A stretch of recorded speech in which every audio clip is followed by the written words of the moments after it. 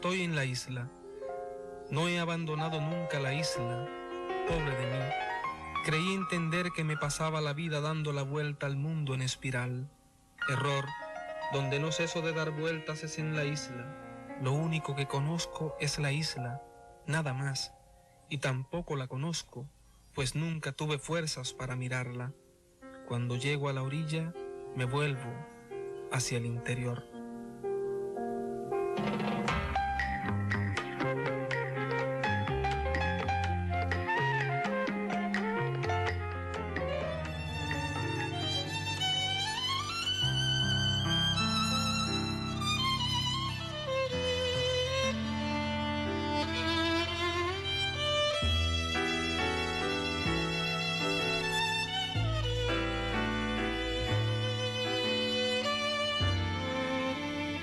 Siempre he pensado que el arte de Martínez Richies, tanto en la escultura como en la pintura, refleja como ideal profundo las compensaciones de sus respectivas materias.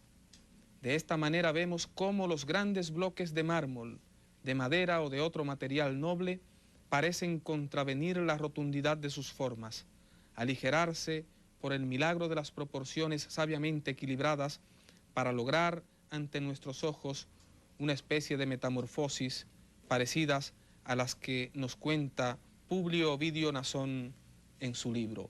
Esas fueron palabras del maestro Manuel Rueda para presentar una exposición del también maestro Luigi Martínez Richies. Bienvenido a Conversación en la Catedral, buenas noches. Buenas noches y gracias por invitarme a esta importantísima ceremonia artística. Qué bueno. Me gusta mucho el programa, lo veo muy a menudo. Qué bueno, muchas gracias, maestro.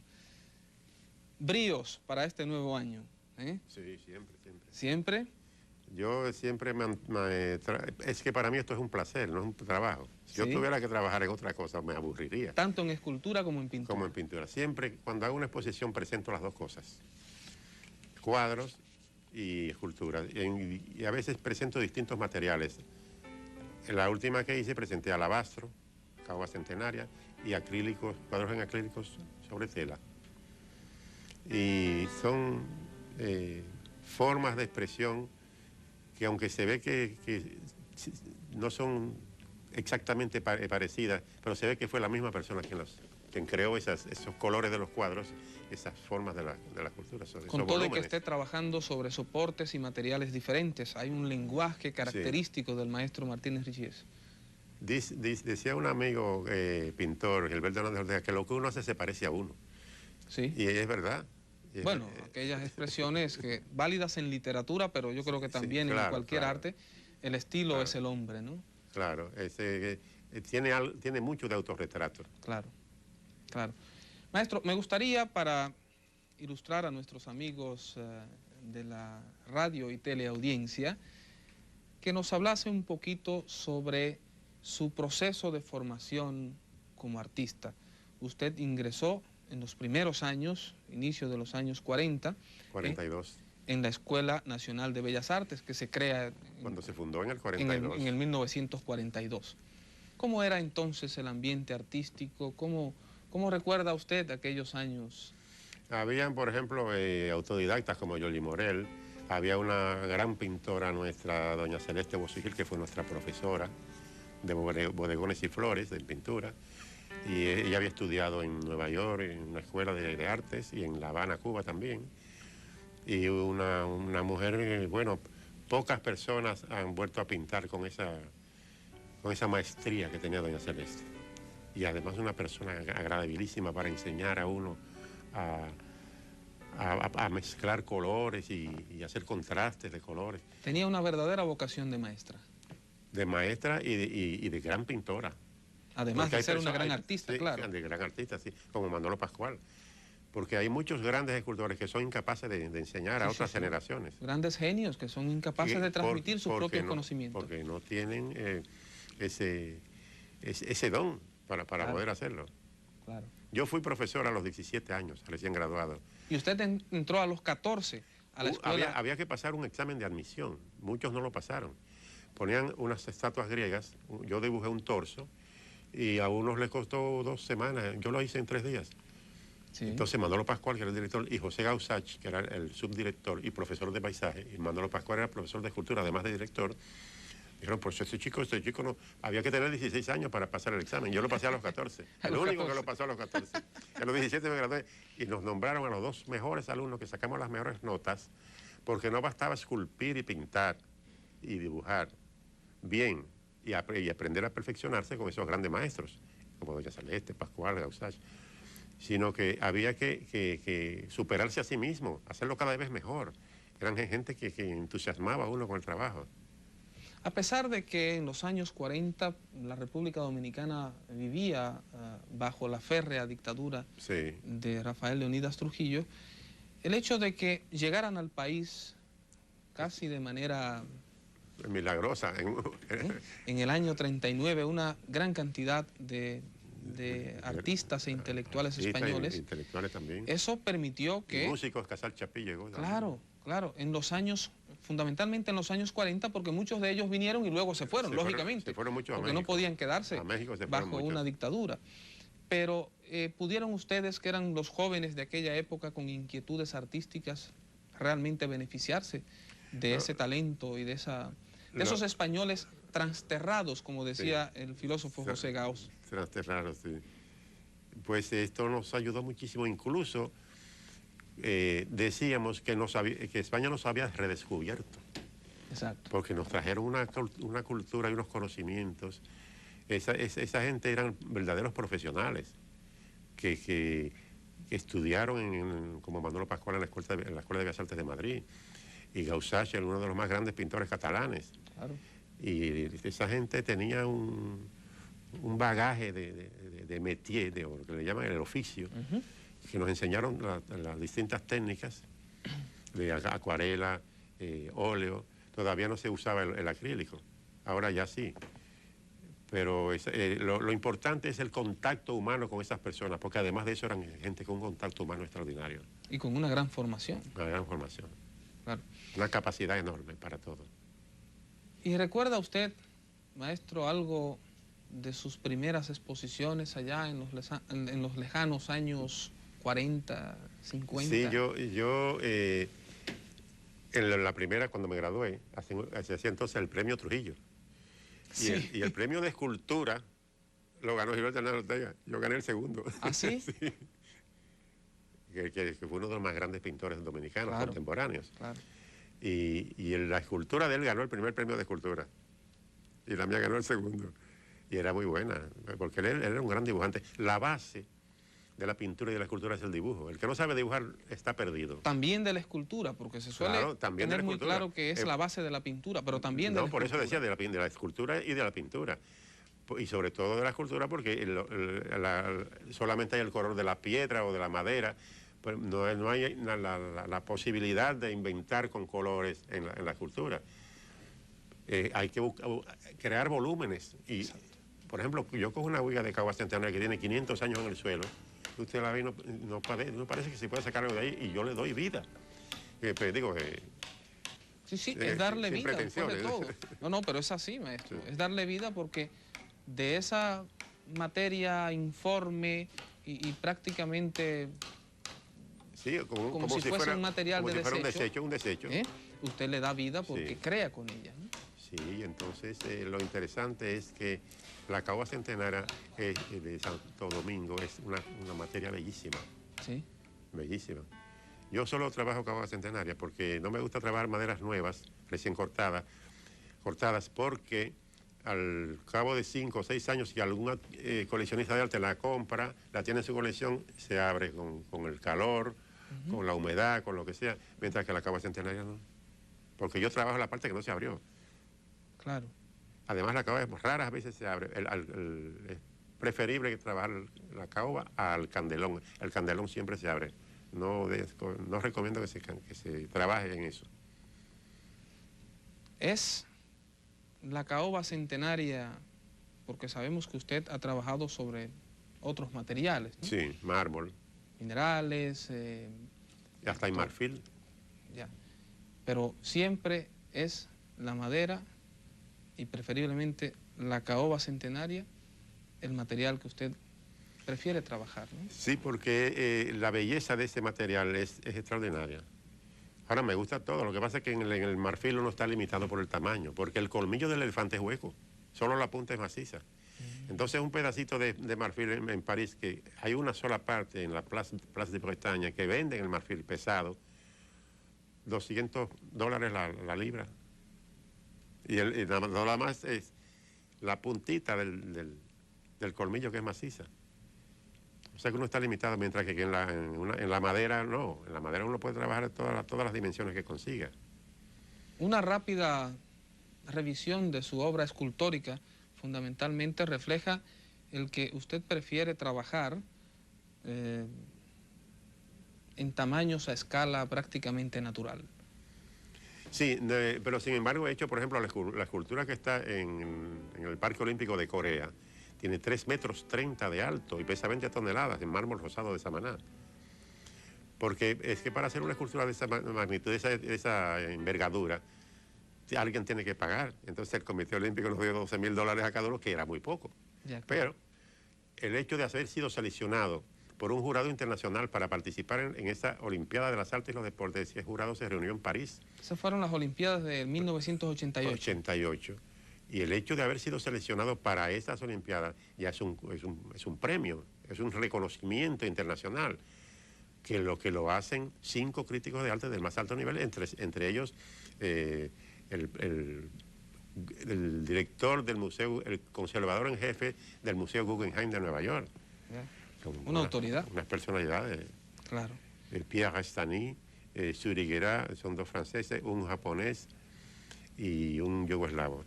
Seleccionaron todos los escultores y pintores que iban a participar en las Olimpiadas. Qué bien. Y fuimos invitados con todos los gastos pagos. Muy bien. Maestro, vamos a hacer una breve pausa para cumplir con compromisos con nuestros patrocinadores. Volvemos con el maestro Luigi Martínez Richies, escultor y pintor, en breve. No se muevan.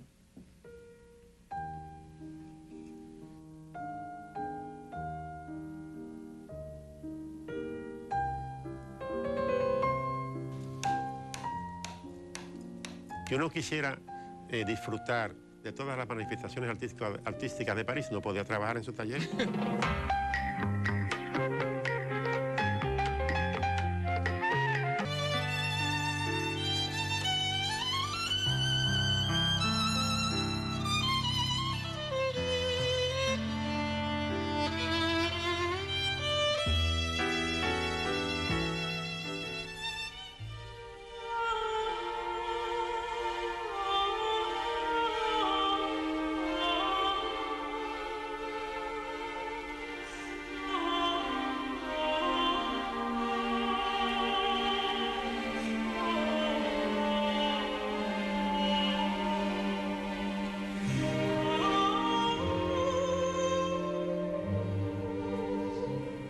Continuamos nuestro diálogo con el maestro Luigi Martínez Richies.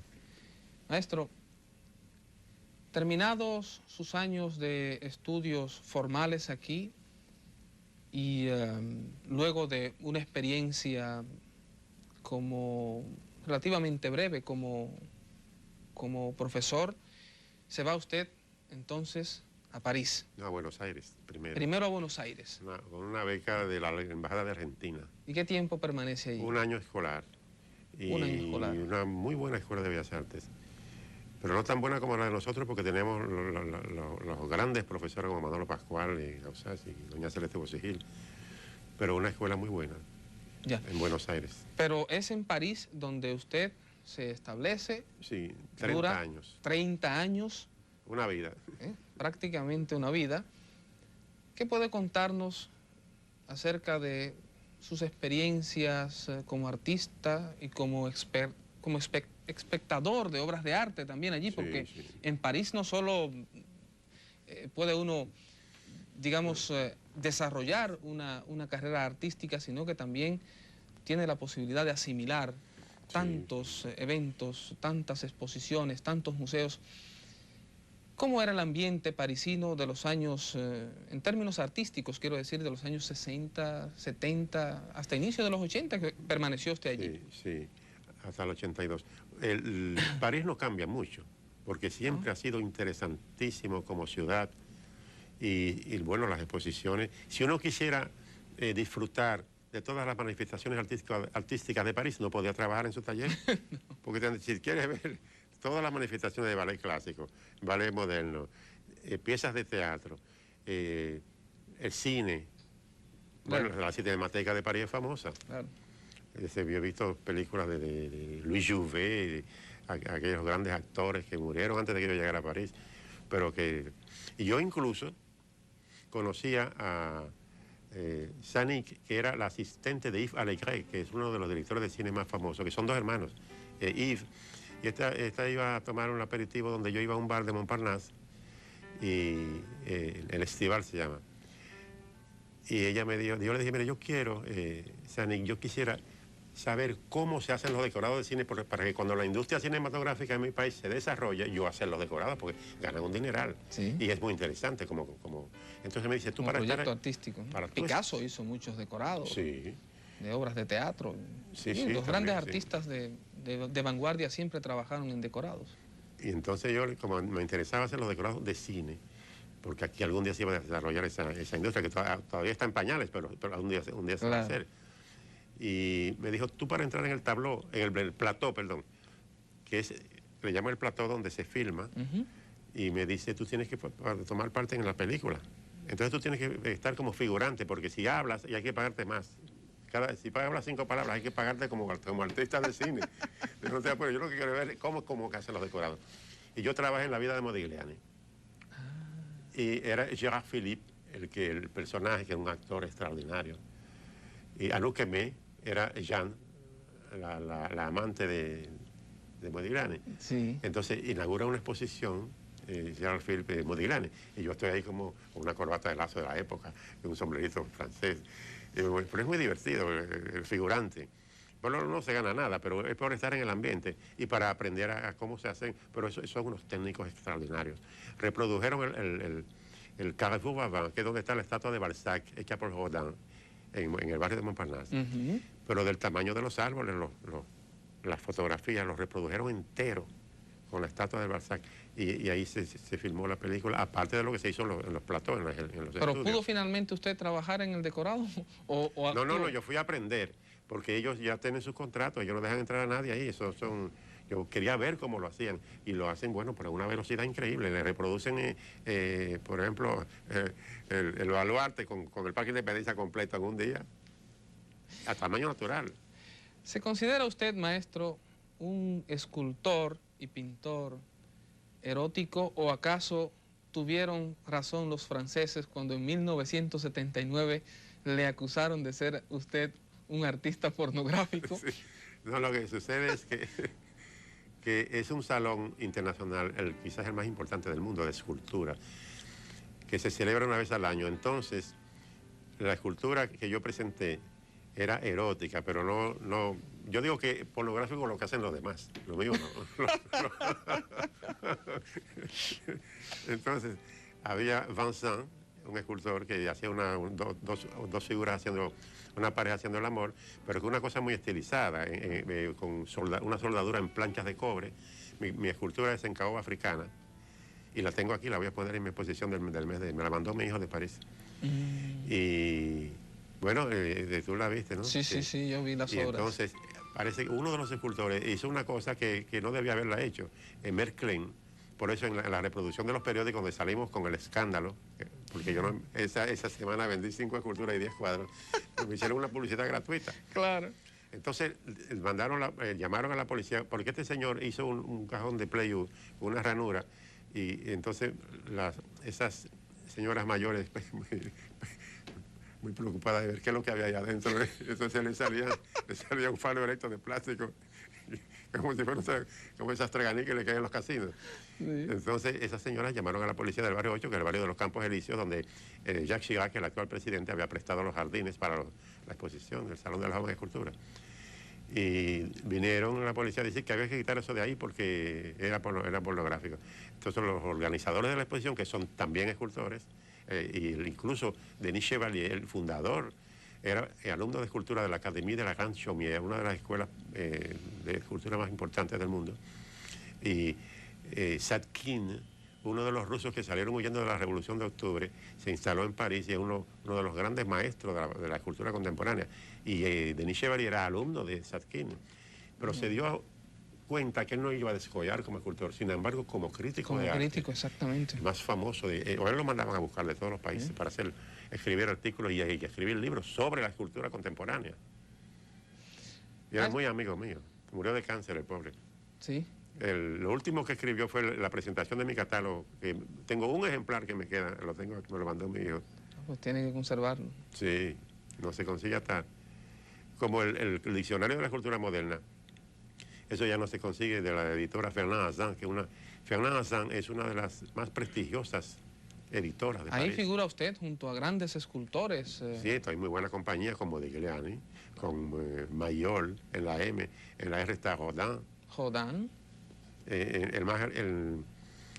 Todos los grandes escultores, el inglés, el más grande escultor inglés, yo estuve en su taller en Londres, ahorita me acuerdo, muy bueno, Henry Moore. Ah, exactamente. Henry Moore está ahí también en la M. Yo que si yo estoy en compañía entre Modigliani y Henry Moore no me puedo quejar. Claro, claro. Hace 25 años que se publicó ese libro. Maestro, ¿es para usted la escultura más un desafío de la materia que del espacio, o ambas cosas a la vez? Es que es necesario las dos cosas. Incluso Manolo Pascual, mi profesor, hizo esculturas utilizando el aire como espacio, como volumen. Él tiene un galgo corriendo. Yo creo que hay bastante de eso en su obra. De Gargallo. Sí, también. Porque en efecto, su obra es estilizada de una manera tal que parece que las piezas van a emprender un vuelo, ¿no? Sí, sí. Pero que eso es una creación mía, porque una de las grandes cosas que tenía Manolo Pascual es que nunca influenció a nadie. Sí. Un individuo para mí es el escultor extranjero que ha pisado Santo Domingo, que nadie lo ha podido superar, ni yo. Digo, ni yo, como si yo pudiera compararme con él. Bueno, está bien. Es bueno tener siempre suficiente autoestima, maestro. Eso es recomendable. De manera que tiene que ser entonces un desafío para el artista de ambos extremos, digamos, la materia y la intencionalidad de la forma, del espacio. Sí, porque es que el desafío existe desde el momento que uno vaya a hacer una creación artística. Claro. Porque los problemas se le presentan al mismo tiempo todos. El espacio, el volumen, y hasta en un cuadro.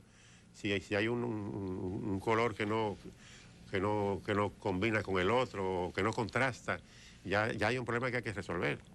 Pero en el acto. Porque si uno tiene que pensar lo que va a hacer, ya no sirve. La espontaneidad, la de la creación artística, es mucho más importante, porque por eso es que hay muchos escultores que primero hacen una maqueta, en plastilina o en barro. Henry Moore, yo tuve su taller en Inglaterra, porque él exponía en la Morton Gallery, donde yo expuse también. Y él hace la escultura que va a hacer en grande, la hace en pequeñito, en yeso. Primero. Digo, pero entonces le digo, yo no le podía decir porque él hablaba francés un poco, pero como yo no hablaba, ni hablo todavía inglés, lo que me puse a aprender inglés aquí y me tuve que ir a hacer la escultura de Corea, tuve que suspender las clases de inglés. Ahora estoy aprendiendo japonés. ¿Ah, sí? Estoy buscando una profesora porque mi hija está aprendiendo japonés, porque quiero hacer el embajador de Japón me presentó la señora que organiza las exposiciones de la Fundación Japón, a ver si me pagan el transporte de las esculturas y de mis obras para hacer una exposición. Una exposición en Japón. En Japón. ¿Eso es un proyecto inmediato? Ya mi expediente está en Japón ya, en la Fundación Japón. Ah, pero qué bien. Si soy seleccionado, pues ya tengo que empezar a tomar clases de japonés para poder por lo menos hablar con las personas allá 2 o 3 palabras. Si voy a tratar de tomar un taxi o voy a un restaurante, poder decir que me traigan una carne cruda, un pescado crudo o algo así. Maestro, además de los profesores y maestros que tuvo usted aquí en la Escuela Nacional de Bellas Artes, si tuviéramos que escuchar algunos nombres de grandes artistas que usted considera que han influenciado su trabajo o por lo menos han sido muy importantes para usted, ¿cuáles nombres tendríamos que escuchar?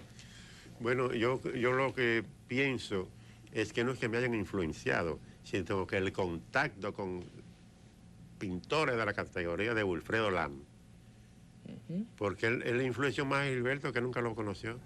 Sí. Y Wilfredo Lam vino aquí huyendo de la guerra civil de España. Y entonces me encuentro allá con Wilfredo y me dice, oye chico, oye, pero el dominicano hacía bruto, no me compraron ni un cuadro. No sabían quién era Wilfredo Lam. Digo, no, lo que pasa es que en aquella época, imagínate tú, con el cerebro cerrado de la dictadura y todas esas cosas, nadie podía saber quién era Wilfredo Lam. Claro. Yo gané el primer laureado de la primera Bienal de París. Aquí no se publicó porque se consideraba que el que vivía en París era comunista, y yo nunca he tenido nada que ver con ningún partido político, ni me interesa, y tengo amigos que son políticos. Pero bueno, si bien no pudiéramos hablar de influencias, pero por lo menos de artistas que usted ha admirado y que... Sí, Wilfredo Lam era genial. Genial. Estuve en la última exposición de él porque le hizo una hemiplegia, o no sé si dice hemiplegia o hemiplegia. Y una enfermera lo trajo en una silla de ruedas. Y entonces Agustín Cárdenas, uno de los más grandes escultores cubanos, que me dijo Mariana Tolentino que había muerto ahora. Y no sabían de qué. Porque tenía tanto éxito con las mujeres que le habían pegado un sida por ahí. Ay, Dios mío. Qué pena. Y era muy buen escultor, muy bueno. O sea que el contacto con esas grandes personalidades no es que influencia a uno, es que se aprende mucho con eso. Claro, es un proceso de asimilación también. No tiene que ser necesariamente una influencia. Hablar con André Malraux, claro, que fue quien creó la Bienal. Y cuando yo fui el laureado de la primera Bienal, él me felicitó en la Casa de la Cultura de París y vino Rufino Tamayo, que estaba en el jurado de la primera Bienal de París, y me saludó delante de Malraux y me dice, me alegro que sea un dominicano, me dio la mano, que haya ganado, porque nadie sabía quién eran los miembros del jurado. Aquí yo fui miembro del jurado porque me lo pidieron, y le digo, ¿pero cuánto me van a pagar? Porque yo no trabajo gratis. No, si usted, eso es para su prestigio. ¿Qué prestigio? El prestigio lo estoy poniendo yo. Entonces lo hice por simpatía con los artistas. Claro. Y publicaron los nombres de los miembros del jurado 3 días antes de la Bienal. Y por eso no se hace. Allí nadie sabe quiénes son los miembros del jurado. Entonces empezaron a llamarme a votar por mí. Pero yo no puedo votar por ti. Yo voto por la obra que yo consideré que merece un premio. ¿Eso fue en la Bienal actual? No, la actual no me invitaron. Pero eso fue en una Bienal hace como 4 o 5 bienales. Ya. Entonces me lo publicaron. Y entonces me empezaron a llamar los pintores, vota por mí, los ceramistas también, pero yo no puedo votar por ti porque yo no he visto la obra tuya. Muy bien. Maestro, vamos a hacer una nueva pausa. Al retornar, me gustaría que tratásemos el método Martínez-Richies para tallar, esculpir o pintar. Volvemos en breve. Continúen con Conversación en la Catedral.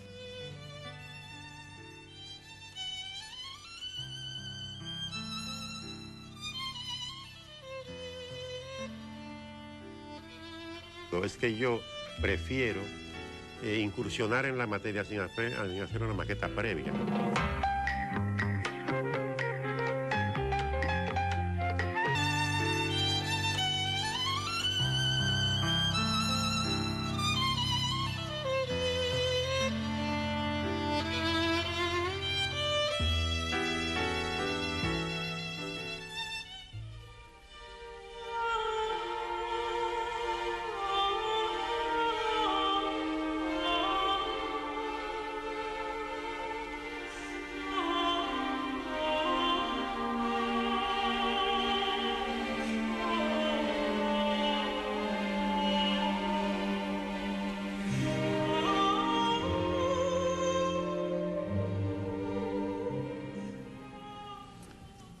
Maestro Luigi Martínez-Richies, entrando ahora un poco en el ámbito de la técnica artística, si tuviéramos que conocer algunas de las características fundamentales del método Martínez-Richies para esculpir, tallar, pintar, ¿cuáles serían? Bueno, es que es una cosa temperamental, no es un método, es que yo prefiero incursionar en la materia sin hacer una maqueta previa. Y así me resulta, sobre la marcha yo voy inventando formas y volúmenes en la escultura. Y así como en los cuadros, yo empiezo a dibujar y lo que se me ocurra. O sea que yo no tengo, como algunos escultores, como estaba diciendo ahorita Henry Moore, hace unas maquetas y luego de eso hace la escultura. Yo pretendo y pienso que la escultura y la pintura también son más espontáneos y queda la creación artística queda más, o sea, una palabra muy poco interesante, más lucida.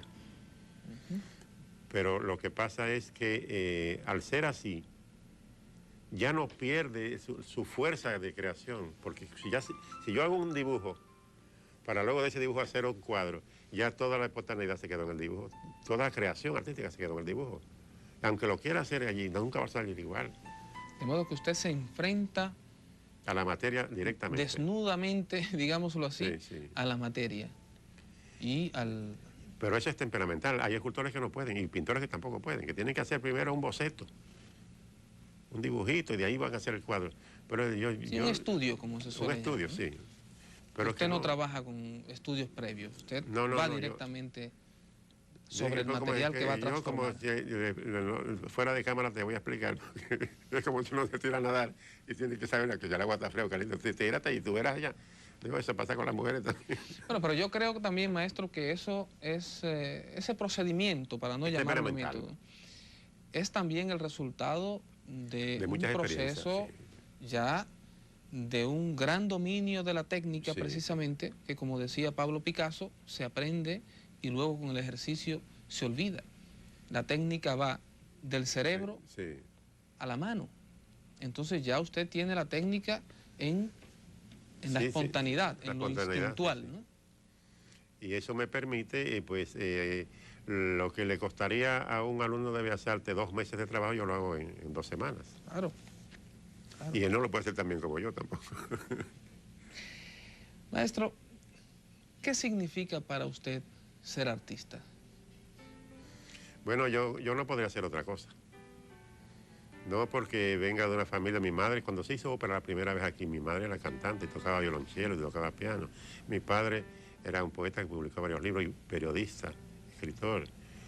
Y siempre me apoyaron, porque en aquella época las madres y los padres y las madres, y hasta los tíos, no querían que sus hijos fueran a estudiar a Bellas Artes, porque si esos muchachos o muchachas se casaban, ¿con qué iban a mantener sus hijos? Porque aquí no se vendía un cuadro.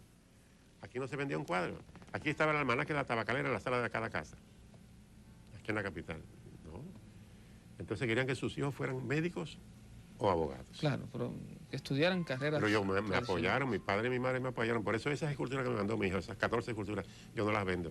Yo lo guardo como testimonio de poner mi bandera dominicana bien alta, porque yo no voy al extranjero a comprar cadenas de oro, yo voy a poner mi bandera bien, lo más alto posible. Esas esculturas fueron trabajadas en París, ¿no? Eso es el testimonio de 30 años de trabajo. De modo que son piezas de distintos periodos. De distintos periodos, y porque claro, para sobrevivir y poder hacer esas, tenía que vender algunas. Entonces, tengo muchas colecciones importantes, la colección de René Berger, que es el propietario de la Casa de Transporte de Arte IAT, International Transport. Él tiene 6 hijos, en la habitación de cada hijo hay un cuadro y una escultura mía. Sí. Y en su oficina parece un museo. No solamente mía, sino de otros artistas también. ¿Considera usted, maestro, que debe, sobre todo la escultura, ser destinada aún más a los espacios públicos, urbanos? Bueno, esa es una escultura que tiene que existir, porque es que en todas partes, sobre todo en Europa, el arte está en las calles. Claro. El arte está en las calles. Aquí nada más tenemos el Boulevard de la 27. Donde hay un trabajo suyo. Sí, un trabajo mío, sí. Que es una escultura en bronce, que tiene como 5 metros de alto. Bueno, están los hilos también que trabajó el maestro Cruz Diez frente al río Sama, ¿no? Ah, sí, sí, sí. Pero es poco, realmente es poco. Sí, es poco, sí. Deberíamos tener más arte público. No, y además en espacios urbanos. Ojalá yo que que me dieran a hacer para los Juegos Panamericanos, porque en las Olimpiadas, desde Olimpia, siempre se pusieron esculturas. Yo creo que eso sería importante. Mussolini, el dictador de Italia, cuando la guerra que estaba asociado a Hitler, a todos estos matones, hizo unas Olimpiadas con esculturas que se habían dejado de hacer, Olimpiadas con esculturas. Pero en Olimpia yo tengo el diccionario, el catálogo de la exposición de Corea, están reproducciones de Olimpia con las esculturas. Esa participación suya en la exposición de las artes y los deportes de Seúl tiene anécdotas interesantes. En una conversación que sostuvimos allá en su taller, usted me explicaba cómo se obtuvieron las piezas de mármol, cómo usted fue trabajando. Sí, con 5 ayudantes, entonces tenía 60 años, ahora ya me los quito.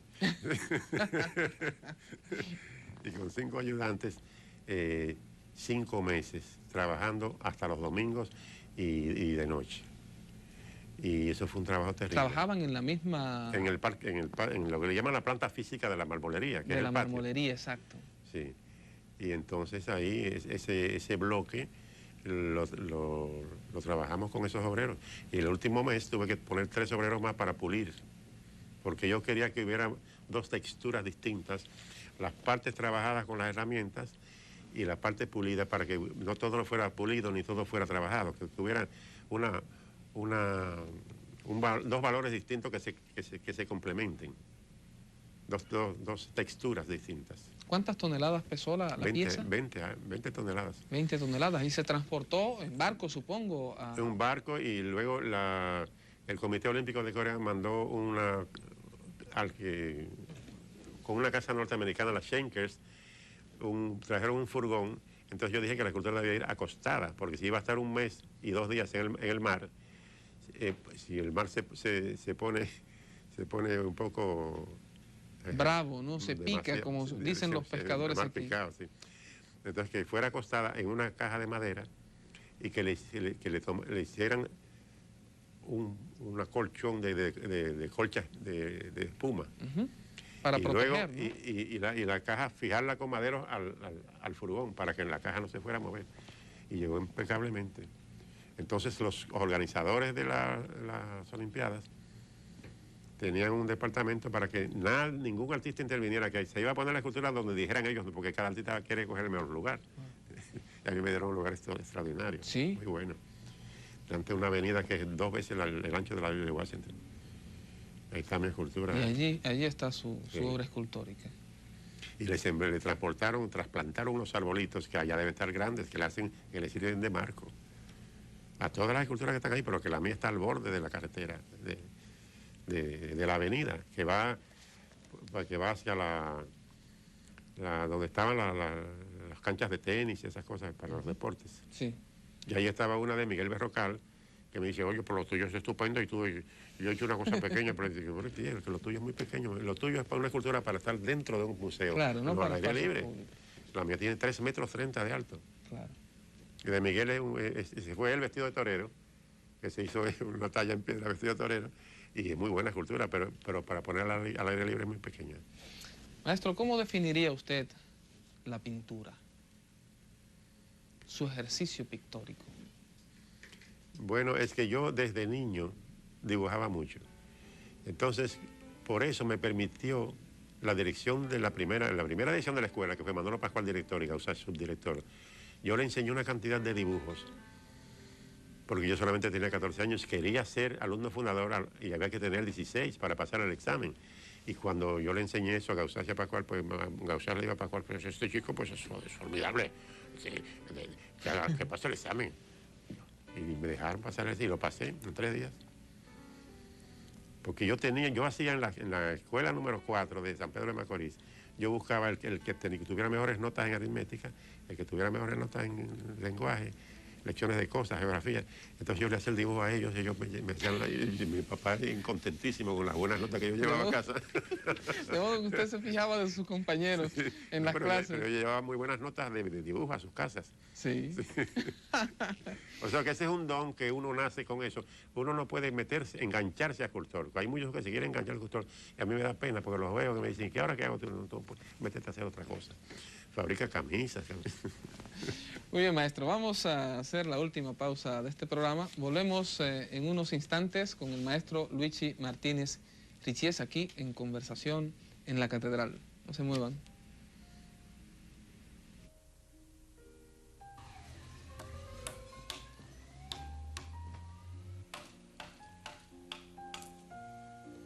Los grandes maestros, Renoir y de esa categoría, Wilfredo Lam, un gran maestro de la pintura, después de los 60 y 65 y 70 años, quieren engancharse a escultores.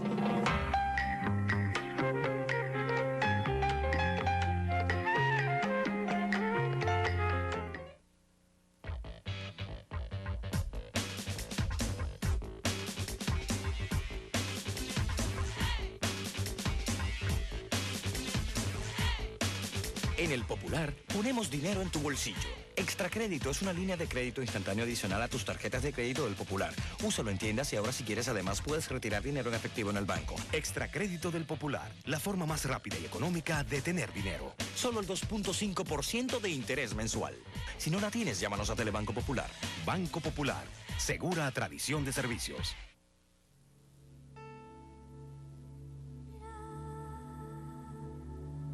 Hoy nos unimos para lograr una misma meta, compartiendo el compromiso de dar lo mejor a nuestra gente, sumando uno al otro la fortaleza que nos ha dado el tiempo.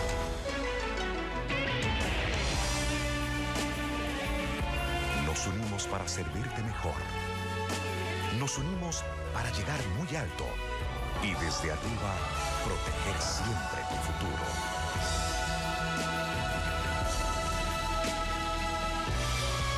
Seguros Universal América, unidos para tu seguridad.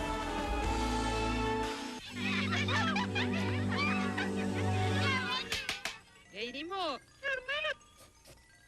Memula, Olimote, y Lucas, Efure,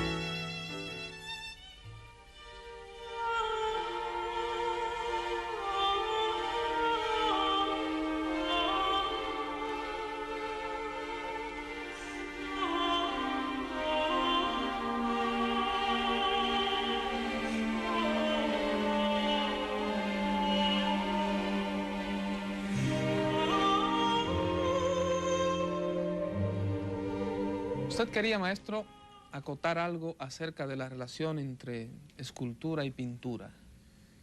Sí, quería decir que los grandes maestros, Renoir y de esa categoría, Wilfredo Lam, un gran maestro de la pintura, después de los 60 y 65 y 70 años, quieren engancharse a escultores, y eso no es posible. El que no nació con eso, y un gran pintor como Wilfredo, como muchos. Entonces, lo curioso es que hacen esculturas, pero se ve Picasso en Valoris, tiene el lomo mutón, es un hombre cargando un ovejo, pero es una pintura esculpida, eso no es una escultura. Los volúmenes son pintados, y en bronce, pero se ve que no es una escultura. Y ese es lo curioso, que el único de los grandes maestros de la pintura que logró hacer una escultura fue Amadeo Modigliani. Y está reproducida además, mantuvo su estilo de pintor en esa escultura e incluso está con cierto aire de arte africano negro, porque hay arte africano argelino, hay arte africano negro. Una pieza bellísima, el único de los grandes maestros pintores que pudo hacer una escultura, es decir, dándole el carácter de volumen a lo creado por él. De modo que es muy difícil. Artistas como Marcel Duchamp, Picasso, ¿no le parece a usted que fueran escultores interesantes? Interesantes sí, porque son búsquedas alternativas, búsquedas, ¿no? de lo que es la creación.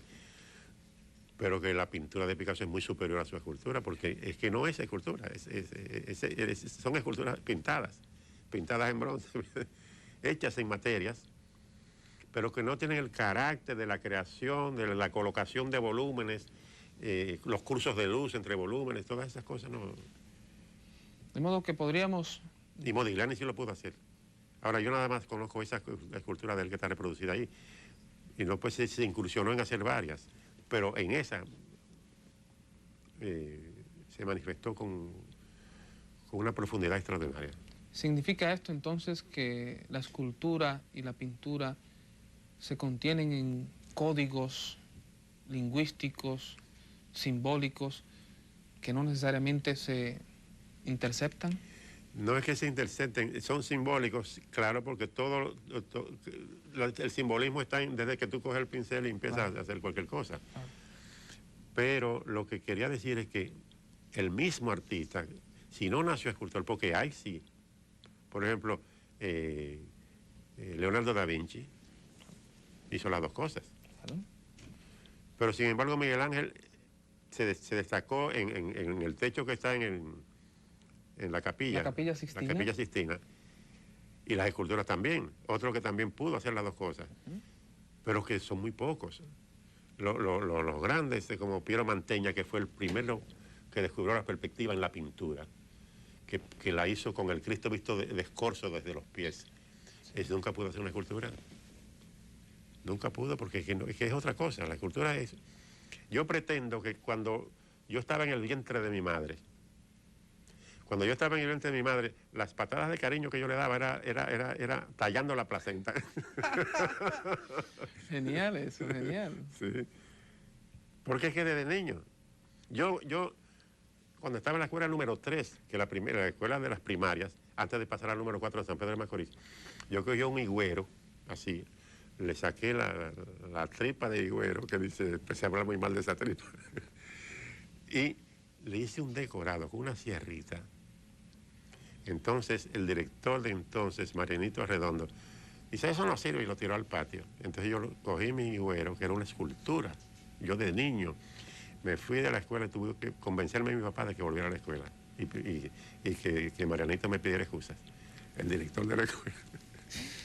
Maestro, sin pretender que haga usted la labor que deben hacer y que hacen los críticos, ¿cómo evaluaría usted el arte visual contemporáneo en la República Dominicana? Ya en otra ocasión lo había dicho, que el nivel de calidad de la creación artística en distintos artistas dominicanos está muy por encima de muchas personas que tratan de hacer arte en América Latina. Porque aparte de los grandes maestros como Orozco en México, y este señor que me felicitó cuando la Bienal, ¿cómo se llama? Que estuvo aquí, él hizo una exposición aquí cuando yo estaba en Corea, en la calle Las Damas, en el voluntariado, Rufino Tamayo. Tamayo, mencionaba usted a Porque Tamayo, los 4 grandes pintores, que recuerdo que fue un ministro de Cultura, Vasconcelos, en México, que... José Vasconcelos, que estuvo aquí en el país también. Que yo no lo conocí, a Rufino Tamayo sí lo conocí en París, y me invitó a su casa, yo nunca fui porque... hay muchos artistas que van ahí, como a Wilfredo Lango, van a pedirle, regálame un cuadro, Wilfredo, para yo venderlo. Wilfredo me tenía un respeto a mí, que nunca le pedí nada. A él ni a Andrés Malhó. ¿Trabaron ustedes una amistad? Sí, no, Wilfredo Lango, los únicos artistas latinoamericanos con sus esposas que invitaba a su taller y nos cocinaba él, era Agustín Cárdenas y yo. Entonces yo le invitaba a mi taller y le cocinaba yo.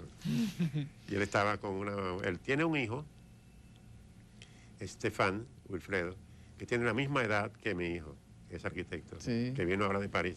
Después que me mandó a las esculturas, vino Entonces a conocer a vino. su hermanita que tiene 12 años. Qué bien. Y ellas hablan en francés desde aquí. Mi hija está en Yo he el sabido liceo por francés. ahí, maestro, también que es usted un aficionado al arte culinario. Es que es otra creación artística. Sí. Sí, además, dice un amigo, Tomasín López Ramos, que la creación artística más difícil es la cocina, porque luego uno se la come y lo destruye. Es un arte inmediato. ¿Eh? Sí, pero se disfruta mucho. Sí. Y yo nunca pruebo, yo sé cuándo debe estar bien o mal de sal o de pimienta. Porque si pruebo ya, mis papilas gustativas ya no quieren saber de ese. Ya ese es un hijo que no lo quiero ver. Maestro, ¿cómo percibe usted? Te voy a dar la receta luego de la pierna de cordero mechada, flambé. Ah, magnífico. Sí. Yo soy malísimo cocinero, pero voy a tratar de hacer algo con la receta. ¿Eh? Se la voy a dar a un amigo que a May Mercedes. es arquitecto, ¿eh? Sí. A Tulio, para que Tulio entonces lleve a cabo bien esa receta. Sí. Así que le voy a avisar. Y dice que tiene que firmar el plato como un cuadro, ¿no? Sí, seguro, él lo hará, él lo hará. Maestro, los artistas jóvenes en República Dominicana, ¿le parece a usted interesante lo que hacen? Me parece muy interesante, sí. Y no puedo ponerme a citar nombres porque se me olvidan algunos. Ya, claro. Pero de conjunto. en conjunto la calidad es muy buena. Muy, muy buena. Además de ese proyecto de exposición en Japón para este año, ¿algún otro proyecto inmediato La de que voy a aquí en el hacer, país? la que voy a hacer que es la misma, la de el mes de junio. Las esculturas parisinas. Las esculturas parisinas y las que haga de aquí a junio. Y nuevos Sí. trabajos. ¿Escultura o además pintura? Pinturas y esculturas. Muy bien. Si usted tuviera, maestro Luigi Martínez Richies, que dar algún consejo a los jóvenes artistas, ¿qué les diría? Que no se tomen en serio. Que yo nunca me he tomado en serio y ni que cuando gané el premio de la Bienal de París no se me sumieron los humos a la cabeza. Porque eso uno tiene que hacerlo, no para ganar dinero, sino por el placer de hacer arte. Bueno, que no se tomen en serio los elogios y esas No, cosas, esas ¿no? cosas Ni no. los premios, pero sí que se tomen en serio su arte. Ah, claro, no, claro que sí. Porque precisamente ahí está la calidad del artista. Claro. Hacerlo por el placer de hacer arte. Y hacerlo mejor que los demás. Pero no hacerlo por ganar dinero. Claro. Maestro Luigi Martínez Richies, yo quisiera antes de despedir el programa, hacer a usted entrega de este volumen, Tesoros de Arte, del Banco Popular Dominicano. ¿Puede quedarse sentado Sí, ahí? no, es que era para agarrarlo. Esto es una contribución más del Banco Popular Esto lo voy a guardar a como las un artes tesoro. visuales en nuestro país. Ahí usted figura, obviamente, porque hay piezas suyas dentro de la colección Sí. del Banco Popular. Pero en cuanto llegue a la casa me lo voy a leer completo. Lo va a disfrutar mucho. Sí. Es un trabajo hecho por Janet Miller. Sí. Con Muy, el muy auspicio amiga del mía, banco. muy buena crítica de arte. Claro que sí, claro. Muchísimas gracias, maestro, Bueno, por sí. haber venido al programa. A ustedes, amigos televidentes y radioyentes, será hasta una próxima ocasión en que nos encontraremos aquí en Conversación en la Catedral. Buenas noches.